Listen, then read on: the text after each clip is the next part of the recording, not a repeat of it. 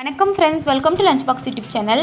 வாங்க நம்ம இன்றைக்கி பாரம்பரியமான இனிப்பு கொழுக்கட்டை பூரணம் வச்சு எப்படி பண்ணுறதுன்னு பார்க்கலாம். விநாயகர் சதுர்த்திக்கு நிறைய ஊரில் நிறைய விதமாக டிஃப்ரெண்ட்டாக செய்வாங்க. சிலர் எள்ளு வச்சு செய்வாங்க, சிலர் கொழுக்கட்டைக்குள்ளே பொட்டுக்கல்லை வச்சு செய்வாங்க, நட்ஸு வச்சு செய்வாங்க. அந்த மாதிரி நிறைய டிஃப்ரெண்ட் வேரியேஷன்ஸ் இருக்குது. ஆனால் இன்றைக்கி நம்ம பார்க்க போகிறது தேங்காயும் வெல்லமும் வச்சு செய்கிற பூரணம் எப்படி பண்ணுறதுன்னு பார்க்கலாம். ஒரு பேனில் 3/4 கப் வெல்லம் சேர்த்துக்கோங்க. வெல்லம் இது பியோர் அண்ட் ஆர்கானிக் வெல்லம், அதனால் நான் அப்படியே சேர்த்துறேன். இதில் டஸ்ட் எதுவுமே கிடையாது. நீங்கள் வச்சுருக்க வெல்லத்தில் கொஞ்சமாக மாசு இருந்தால் கூட தண்ணியில் போட்டு அதை கரைச்சி விட்டுட்டு ஃபில்ட்ரு பண்ணிவிட்டு அப்புறமா பாகு காய்ச்ச ஆரம்பிங்க. இப்போது வெல்லம் நல்லா தண்ணியில் கரைஞ்சதுக்கப்புறம் ஒரு 2 கொதி வரணும், கலர் கொஞ்சமாக மாறும். அதுக்கப்புறமா தேங்காய் சேர்த்துக்கலாம். தேங்காயை நீங்கள் தேங்காய் சில்லு வச்சுருந்தீங்கன்னா பல்ஸ் மோடில் மிக்சியை வச்சுட்டு 2 அடி அடிச்சுட்டு யூஸ் பண்ணுங்கள். அப்படி இல்லைன்னா இந்த மாதிரி துருவி சேர்த்துக்கோங்க. அப்படி இல்லைன்னா சொரவி சேர்த்துக்கலாம். ஆனால் துருவி சேர்த்தும் போது அந்த டேஸ்ட்டு கொஞ்சம் நல்லாயிருக்கும், அதுக்காக இன்றைக்கி துருவி சேர்த்துருக்கோம். இந்த 2 பொருள் போதுங்க. நெய்யும் ஏலக்காயும் ஆப்ஷனல் தான், பட் மணமாக இருக்கணுங்கிறதுக்காக அது சேர்த்துருக்கோம். 1 டீஸ்பூன் நெய் சேர்த்துக்கலாம். 2 டீஸ்பூன் ஏலக்காய் பொடிச்சு சேர்த்துக்கலாம். சேர்த்துட்டு 5 to 7 நிமிஷம் அப்படியே விட்டுருங்க. கொஞ்சம் நல்லா திரண்டு வந்துடும் தேங்காயும் வெல்லமும். இனிப்பு பார்த்துட்டு அதுக்கப்புறம் மேற்கொண்டு உங்களுக்கு தேங்காய் சேர்த்துணுன்னா சேர்த்துக்கலாம்.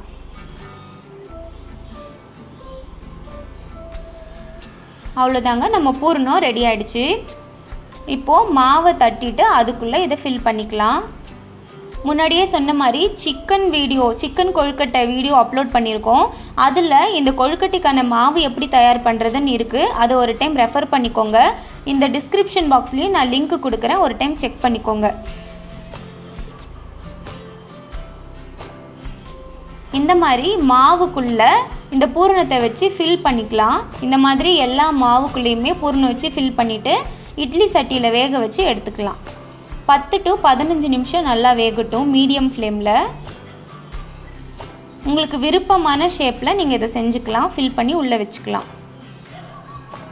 இட்லி பாத்திரத்தில் ஒரு கப்பு to 1.5 கப் வரையும் தண்ணி ஊற்றி கொஞ்சமாக கொதி வந்ததுக்கப்புறமா இட்லி பிளேட்லேயோ அல்லது இடியாப்பு பிளேட்லேயோ நல்லெண்ணெய் தடவிட்டு அது மேலே இதை வச்சுக்கோங்க. இல்லைன்னா ஆறுனதுக்கப்புறம் எடுக்கும்போது அப்படியே ஒட்டும், சரியாக வராது. அதுக்காக பிளேட்டில் நல்லெண்ணெய் தடவிட்டு அதுக்கப்புறமா இதை வச்சு வேக வச்சு எடுத்துக்கோங்க.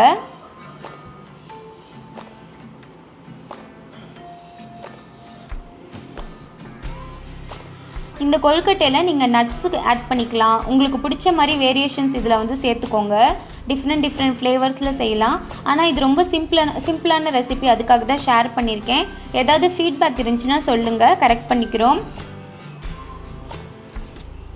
இப்போ பாருங்கள், நான் ஓப்பன் பண்ணி காட்டுறேன்.